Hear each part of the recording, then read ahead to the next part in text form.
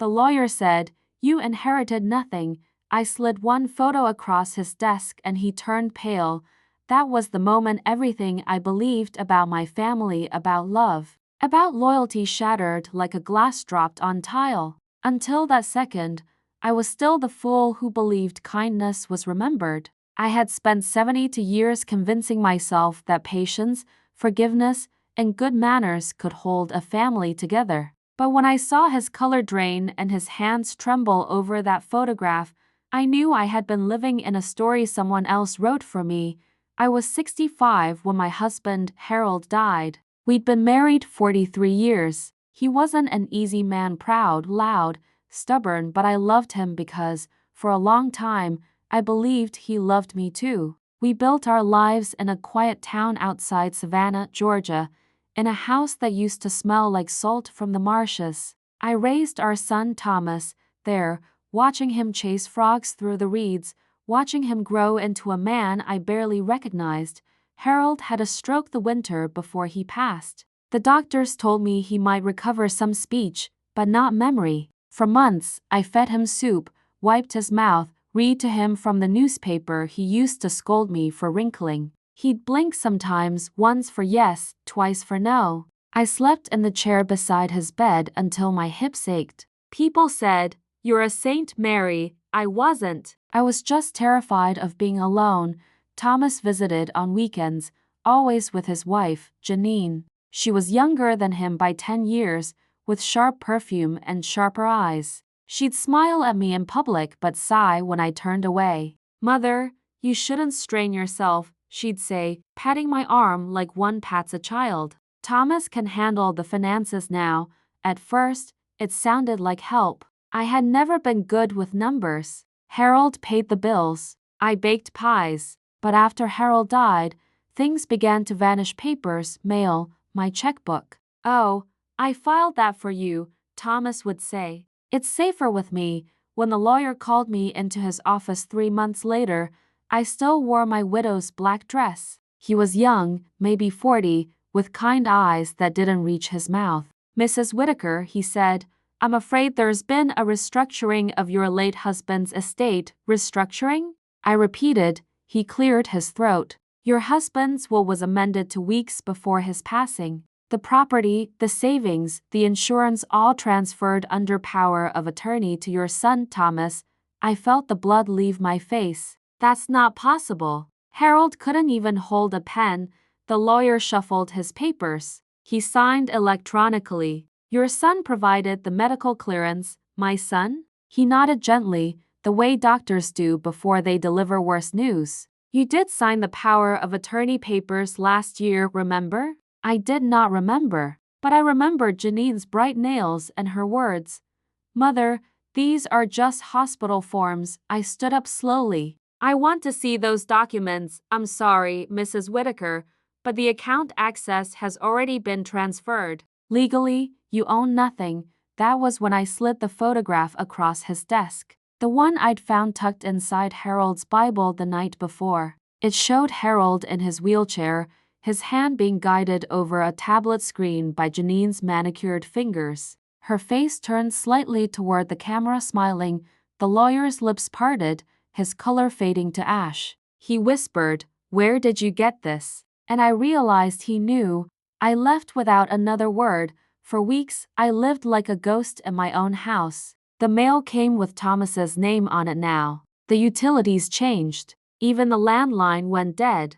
I ate crackers and canned soup because my debit card kept declining. When I asked Thomas, he said, "Mother, you're confused again. You've already spent your allowance this month." Allowance? As if I were a child. He'd started calling me forgetful years ago, teasingly at first. "Mom, you left the stove on again." "You're getting old."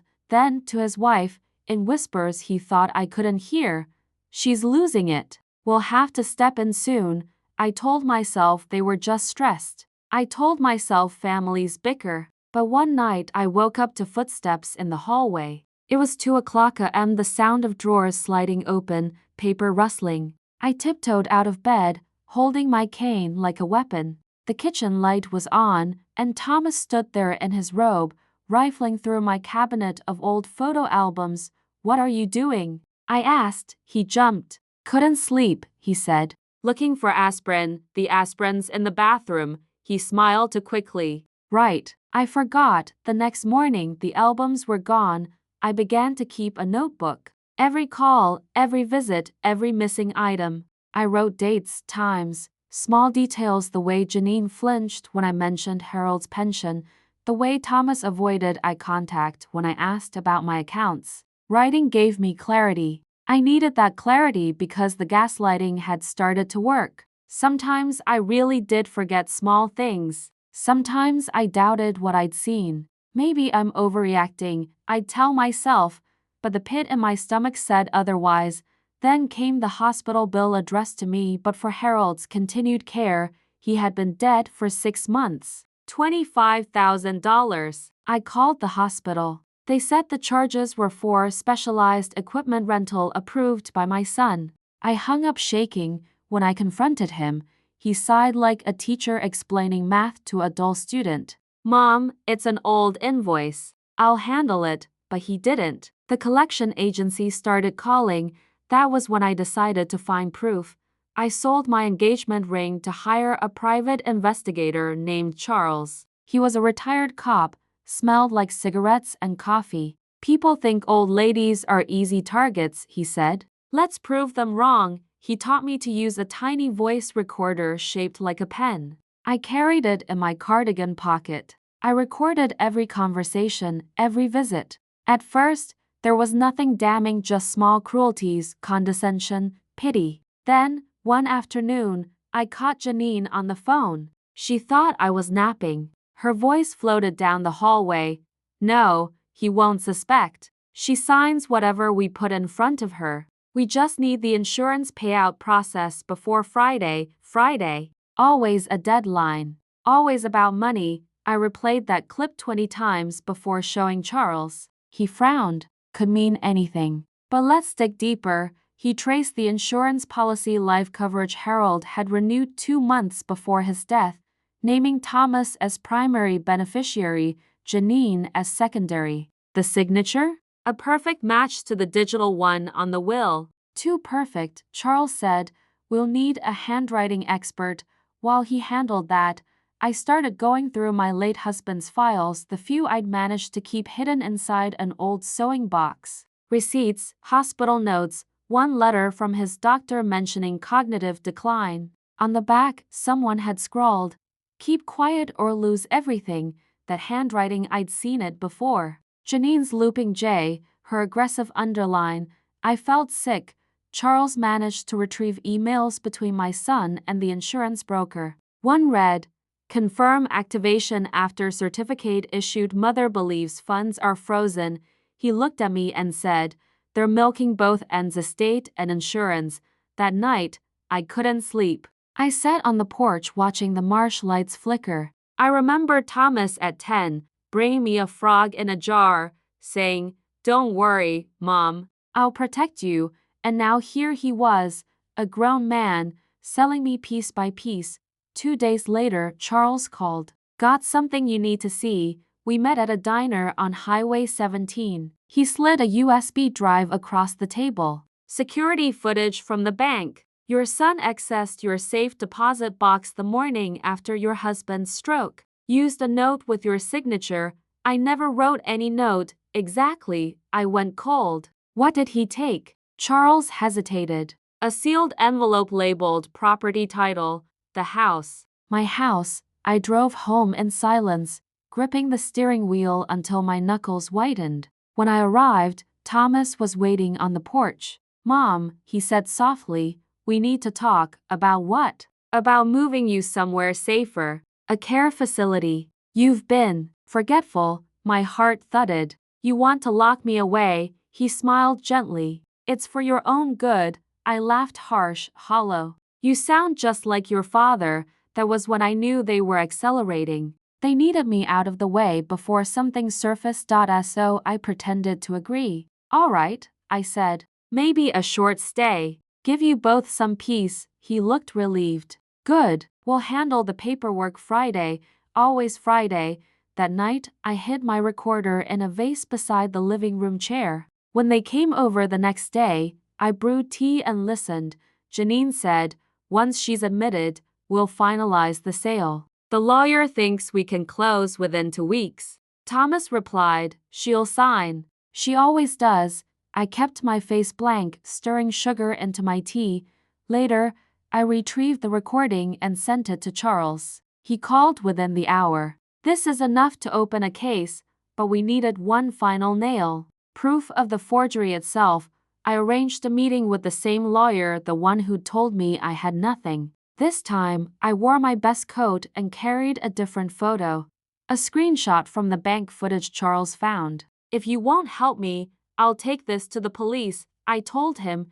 He leaned back, pale again. "Mrs. Whitaker." I was pressured. "Your son said you were incompetent." He produced medical notes, false notes, I said. "You'll testify to that?" He nodded slowly. "If subpoenaed, yes." Within days, Charles filed a complaint with the district attorney. Things moved faster than I expected. Subpoenas, forensic analysis, interviews. Janine and Thomas kept calling, feigning concern. "Mom, you're making a mistake," Thomas said. "We were protecting you." "Protecting me from what?" I asked. "From yourself." The hearing took place in the same courthouse where I'd once served jury duty decades ago. The irony didn't escape me. I walked in with my cane, my notebook, and Charles at my side. The opposing table was crowded. Thomas, Janine, their lawyer. They didn't look at me when the recordings played. Janine's voice filled the room. "She signs whatever we put in front of her." Murmurs rippled through the gallery. The handwriting expert confirmed the digital forgeries. The banker testified about the unauthorized access. And finally, the estate lawyer, his hands shaking, admitted to being misled by falsified medical records.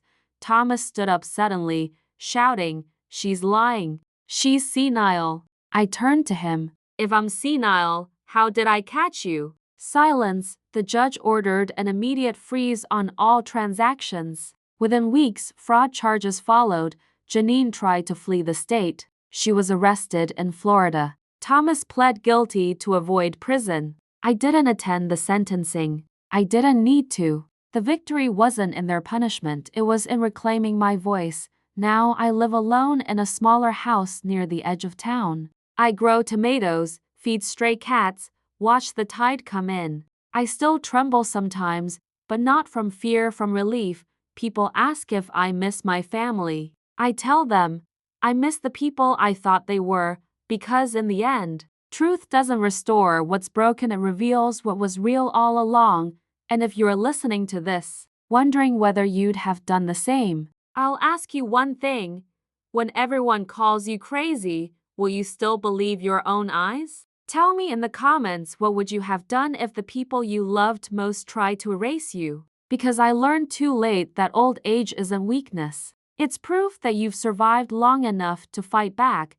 After the trial, people in town began treating me differently. Some looked at me with sympathy, others with suspicion, as if an old woman standing up for herself must have done something wicked to deserve betrayal in the first place. The cashier at the grocery store would say, "You're that Whitaker lady, aren't you? The one who sued her own son." I'd nod politely and bag my tomatoes. They didn't understand. I hadn't sued my son. I had saved myself. The nights were the hardest. The house creaked like an old ship at sea, and I'd lie awake listening to the wind whistle through the marsh. I kept expecting a knock on the door, a voice shouting my name, something to tell me it wasn't over. Because evil doesn't disappear with a verdict. It lingers in memories in the corners of quiet rooms. One evening I received a letter. No return address, just my name written in the same hand that used to sign birthday cards. Inside was a single line, "You ruined everything." There was no signature, but I knew it was Thomas. I sat at the kitchen table staring at those words until the paper blurred.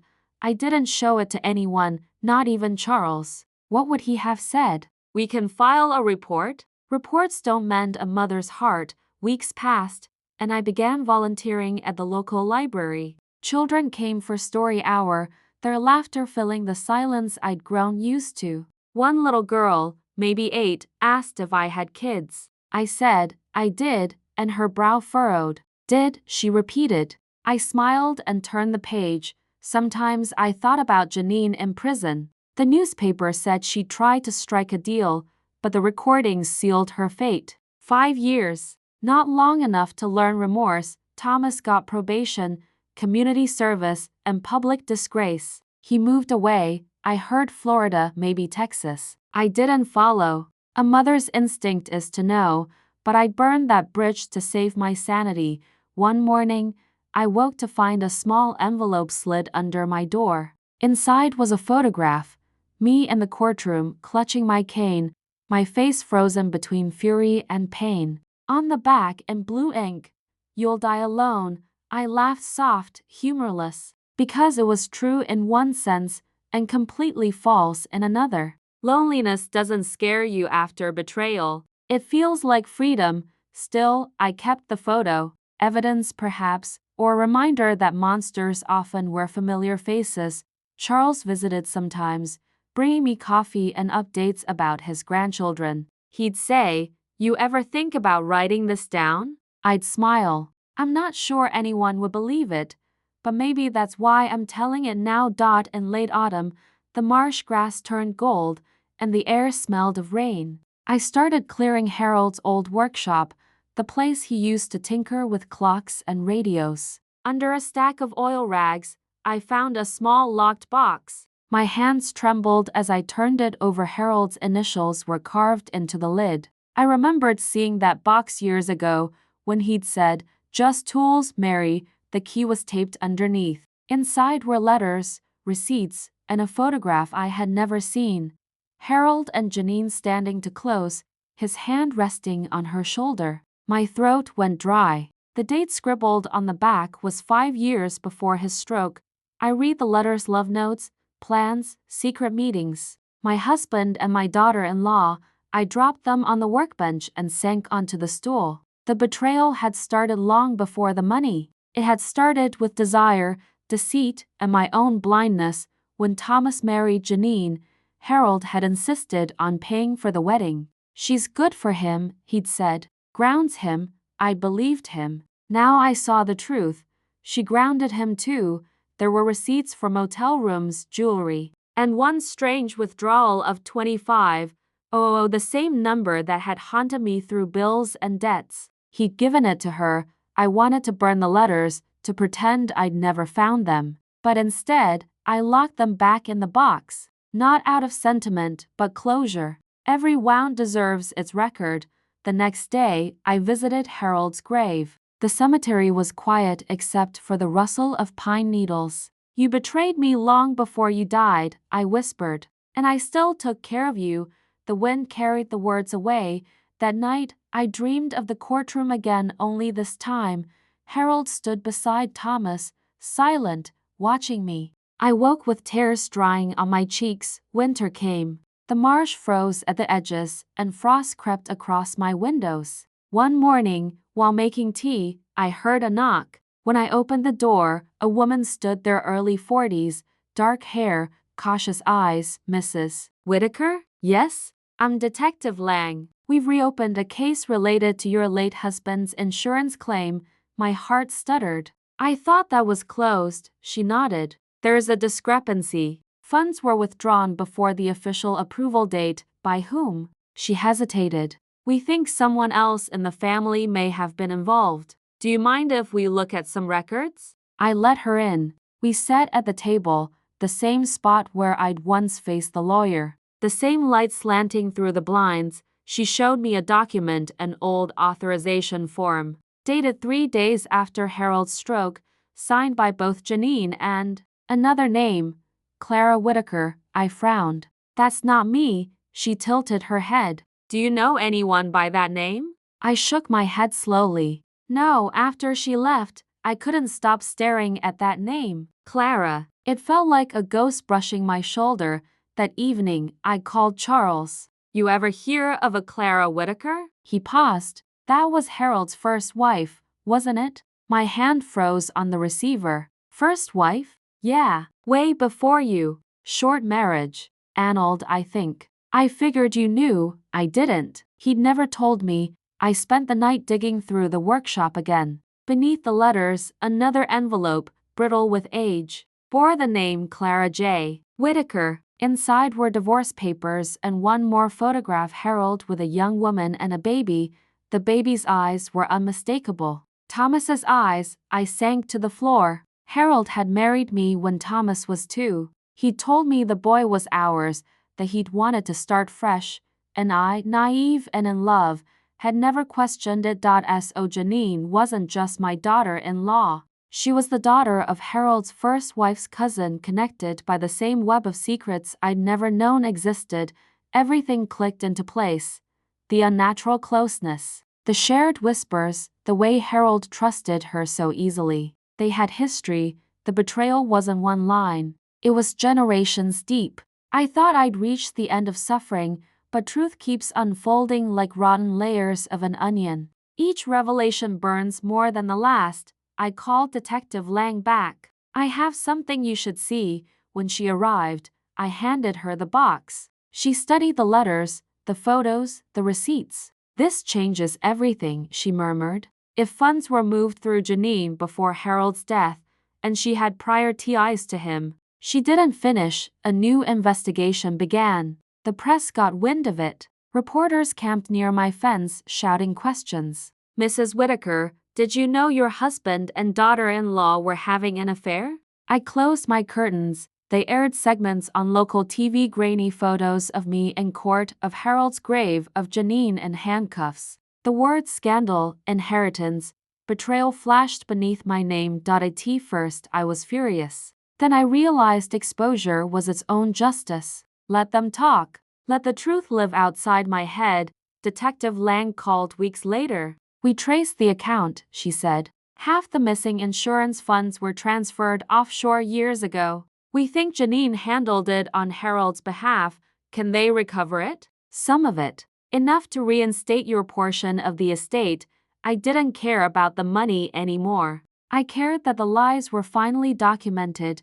When spring arrived, I sold the house, the one that had held too many ghosts. I bought a small cottage by the water, near a town where no one recognized my name.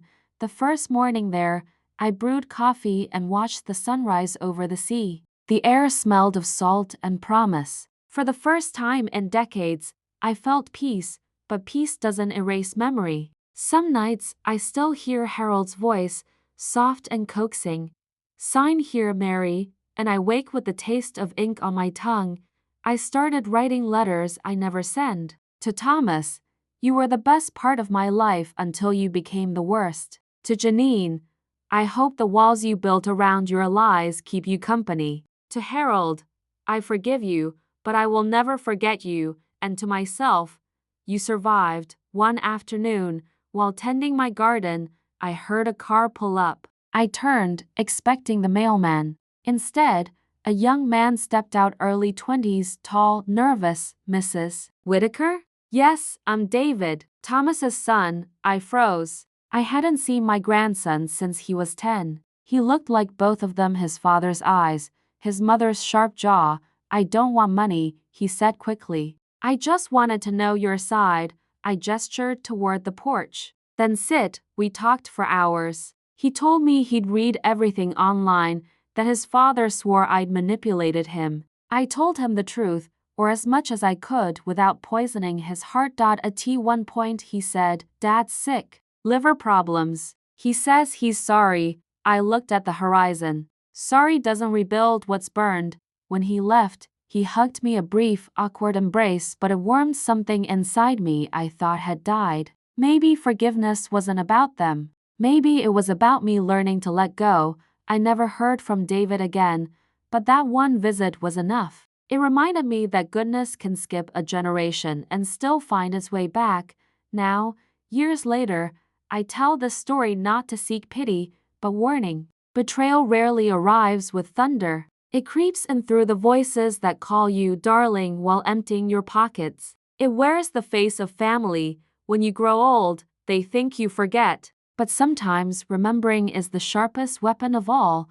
After David left, I sat on the porch long after sunset, listening to the wind move through the pines. His footsteps faded, but something stayed behind, a tremor of hope. It was fragile, the way morning light touches frost before melting it. I hadn't felt that in years. Hope, not for redemption, but for closure. A week later a letter came, the handwriting unfamiliar. Inside was a simple note: "There's more you need to know. Meet me by the old church, Sunday noon." It wasn't signed. My first instinct was fear. Anonymous notes had only ever meant pain. Still, curiosity has its own gravity. After so many lies, the promise of one more truth pulls you in like a tide.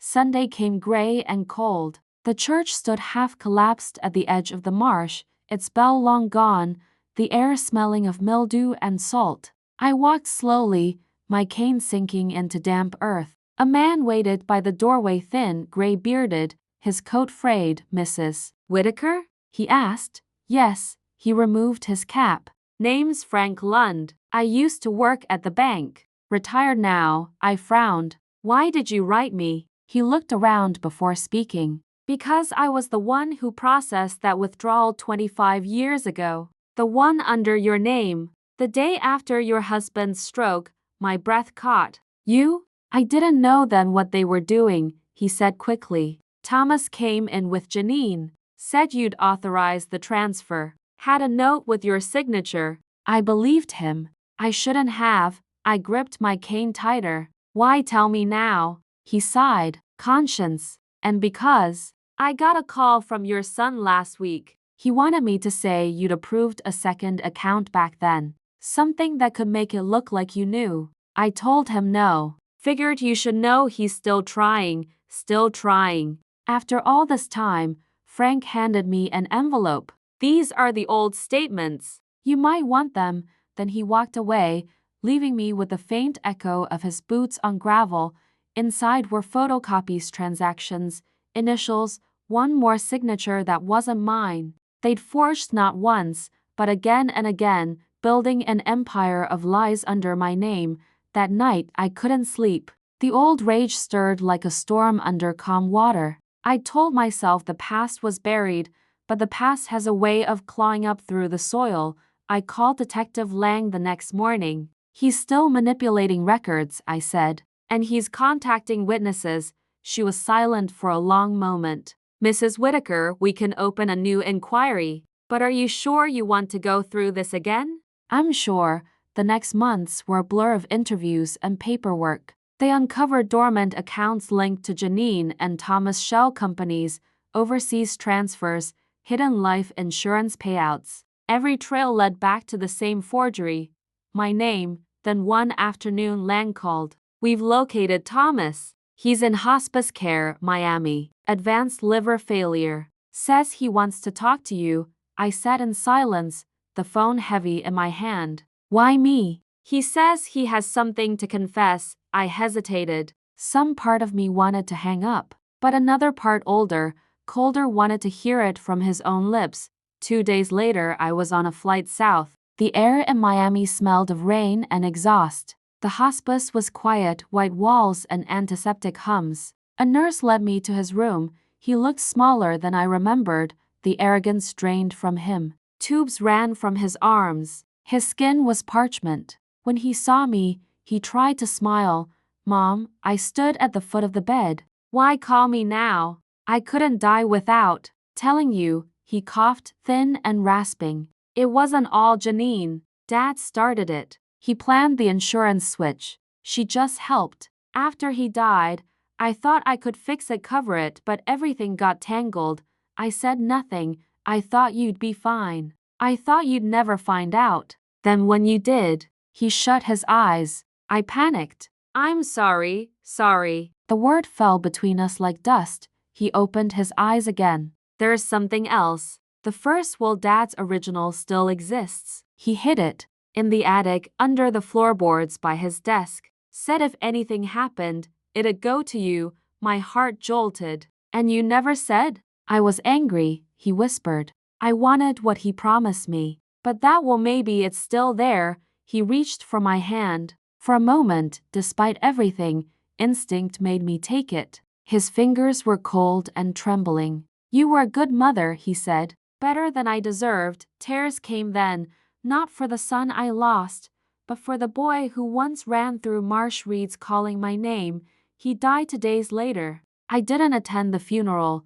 Back in Georgia, I went to the old house one last time. The new owners, a young couple, let me in when I explained who I was. The study hadn't changed much. I knelt by Harold's desk, pried at the floorboards, and there it was, a metal tin coated in dust. Inside, a document sealed in plastic, the original will, dated a year before the amendment. It left everything to me. I took it straight to Lang. Her eyes widened. "This could restore full restitution." I smiled faintly. "I don't want restitution, just truth on record." They authenticated it. Newspapers ran follow-ups. "Fraud victim vindicated after 10 years. My name cleared completely. It didn't bring joy exactly, but a clean kind of silence. Weeks later, a young reporter visited me for an interview. She was polite, curious, asked why I kept fighting. I told her, because silence is the thief's best friend. The article went viral. Strangers sent letters, some thanking me for courage, others sharing their own family betrayals. I realized my story wasn't unique. It was a mirror held to countless quiet tragedies, but victory has a strange aftertaste. Some nights I dream of Thomas as a child again, his hand in mine, asking if I was proud of him. I'd wake with my answer caught in my throat. One morning, I received a package with no return address. Inside was a small wooden box and a note, found among Thomas's things. "He wanted you to have it." I opened it carefully. Inside was a photograph of him and David, smiling by a lake, and beneath it, a letter. "Mom," it read, "I know I can't fix what I broke, but I wanted you to know that before I died, I told David everything. I told him you were right. Maybe he can remember us better than we deserve." For the first time in years, I cried without anger. I placed the letter beside Harold's photo on the mantel. They belong together now, not in forgiveness, but in acknowledgement. The seasons turned again. I planted jasmine by the fence, joined a small book club at the library, began reading to children each Thursday. Their laughter filled the house with a life that wasn't borrowed from ghosts. Sometimes after the sessions, I'd sit by the window watching dusk settle and whisper, "You see, Harold? I'm still here, and I am." The world thinks justice is loud, gavel strikes, flashing cameras, but real justice is quiet. It's the sound of your own breathing when you finally sleep through the night without fear. Years passed. My hands grew shakier, but my mind stayed sharp. I wrote my memoirs in longhand, each page a confession to no one in particular. I titled it "Inherited Nothing." Last spring, I received an email from David. "Grandma, I found your recordings. The ones with Janine. I think people should hear them. There's a documentary team interested. Are you okay if they tell your story?" I stared at the screen a long time. Part of me wanted to hide again. But another part, the part that had fought through lies and loneliness, knew silence helps no one. "Tell it," I wrote back. "Just tell it true." When the documentary aired months later, I watched it alone. My voice trembled through the speakers, my face older than I remembered. But hearing it, seeing it was catharsis. They used my final line as the title card. "Old age is not weakness. It's proof that you've survived long enough to fight back." The next morning, the phone rang nonstop, reporters, advocates, even strangers. But one call stood out. A woman named Elise from a senior rights organization. She asked if I'd speak at their conference. I laughed. "You want an old widow to give a speech?" "Yes," she said. "We want a survivor." And so, at 75, I stood before a crowd in Atlanta, the same state that once branded me senile and delusional. I told them about Harold, about Thomas, about the photograph that started everything. When I finished, the room stood in silence before applause rose like a wave. Afterward, a young nurse approached me in tears. "My brother forged our mother's accounts," she said. "I thought I was crazy. Thank you for reminding me I'm not." That was worth more than any restitution. Now, when I sit by the sea, I think about how truth moves slow, relentless, like water carving rock. It doesn't rush. It persists. People still ask, do you forgive them? I always pause. Forgiveness is not absolution. It's choosing not to carry their poison anymore. So yes, I forgive them, but I keep the antidote close. My story began with loss, but it ends with freedom. Freedom to tell, to remember, to exist without permission. And if you've listened this far, know this: betrayal can hollow you, but it can also carve out space for strength you never imagined you had. Look around you. Listen carefully to those who tell you you're confused, fragile, paranoid. Sometimes they're just afraid you'll start asking the right questions. So ask them, what would you have done in my place? Would you have slid that photo across the desk, knowing it would destroy your own blood to save yourself? If you would've, then you understand me, and if you would've, maybe one day, when the lies creep close, you'll remember my voice and find your courage too, because the truth hurts, yes. But lies, they kill the soul. The conference in Atlanta should have been the end of it, but endings rarely arrive clean. After the applause, after the polite interviews and hotel room solitude, I found myself staring out over the city lights, thinking of everything that had happened, everything that could still go wrong. Justice may close a case, but it never seals the heart. I returned home to the coast, to my cottage that smelled of sea salt and lemon polish. It was early evening. Gulls cried overhead, and the horizon blazed red. On the porch table sat a stack of envelopes, letters from strangers who had watched the documentary. I opened them one by one, my tea growing cold. A widow in Oregon wrote, "My son emptied my account after my husband died. I thought it was my fault for trusting him. Your story saved me." Another, from Canada, "I'm 83. My daughter tried to have me declared incompetent. I'm fighting back now." Every letter was a small echo of my own life, a chorus of pain turned into defiance. I realized then that survival isn't solitary, it's communal. Each of us carries a candle, and when one flickers, another catches the flame. The following spring, I was invited to record an audiobook version of my memoir. The producer, a woman named Sarah, set up microphones in my living room. "Just speak naturally," she said. "Pretend you're talking to someone you love." I laughed. That's the only way I know how to speak. Reading my own words aloud felt like reliving the years in reverse. My voice cracked during the scene with the lawyer, steadied during the courtroom, trembled when I reached the letter from Thomas. When we finished, Sarah sat quietly before saying, "You know, my grandmother went through something similar. She never told anyone." "Then tell it for her," I said. Before silence finishes what betrayal started, the recording went live online. Messages poured in again. Some thanked me. Others confessed their own betrayals in whispers typed across continents. I started to see my pain not as a wound but as proof of having lived honestly. But life, as always, had one last test.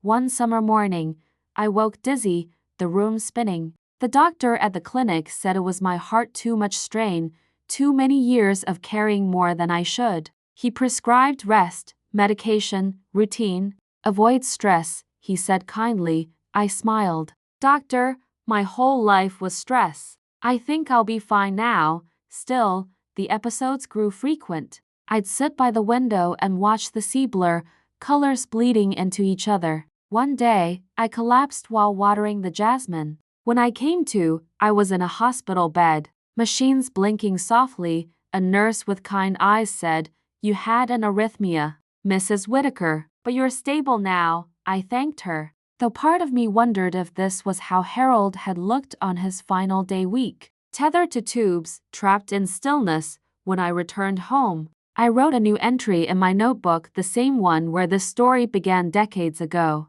The pages were yellowed, corners curled, but the ink still strong. "If this is my last chapter," I wrote, "let it end with peace, not fear." A few days later, David visited again. He was older now, steady in his movements, the boy replaced by a man. the documentaries being shown in schools now, he said. They're teaching about elder fraud. You changed laws, Grandma. I blinked back tears. I didn't change laws, David. I just refused to be erased, he smiled. That's how change starts. We walked along the shore that evening. He told me about his new job, his plans, his girlfriend. For once, the future sounded kind. As the sun dipped below the horizon, I felt Harold's voice somewhere in the wind, not cruel, not pleading, just quiet. Maybe remorse lingers even in death. That night, I dreamed of my younger self standing in the kitchen, flour on my hands, Harold laughing, Thomas tugging at my skirt. For a moment, time rewound, and nothing had gone wrong yet. Then the dream shifted, and I was sitting across from that lawyer again, sliding the photo toward him. Only this time, he looked up and said, "You did it, Mrs. Whitaker. You got your life back." I woke smiling.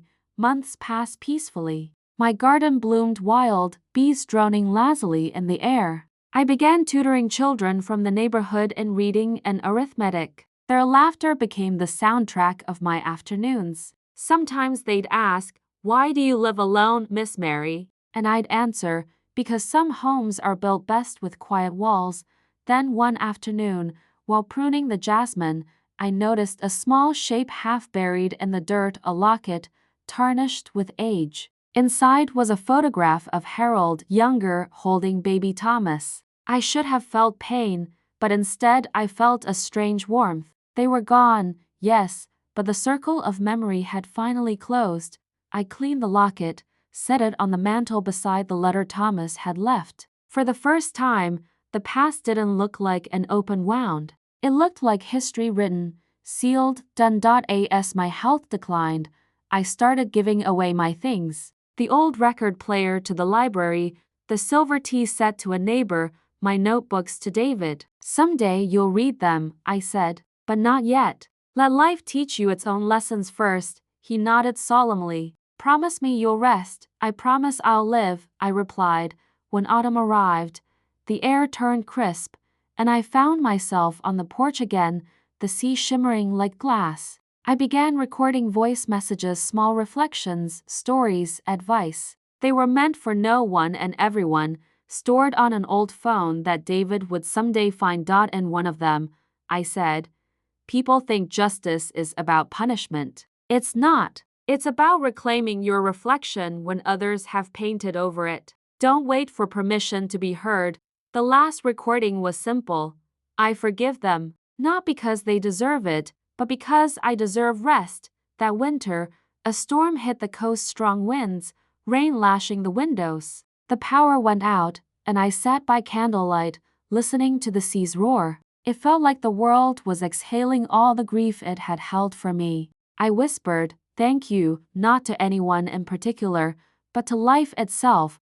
When the storm cleared, the jasmine was flattened, but alive. So was I. And then, one morning, I didn't wake. David found me in my chair by the window, sunlight spilling over my lap, a faint smile frozen on my lips. The notebook lay open beside me, a final line written in my trembling hand.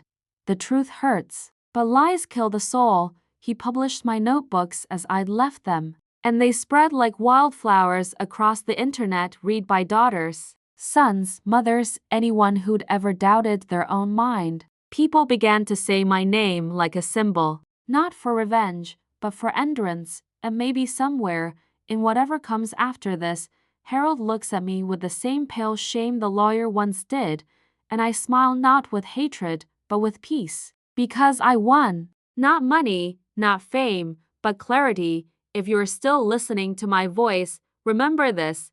Aging doesn't make you invisible. Silence does. Don't let them quiet you. Speak, even if your voice shakes. Write, even if your hands tremble. Slide your own photograph across the table when the world tells you you inherited nothing, and remind them you inherited yourself. So tell me, what would you have done in my place? Because maybe, one day, when you're sitting by your own window listening to the wind, you'll remember me and you'll choose truth, no matter the cost.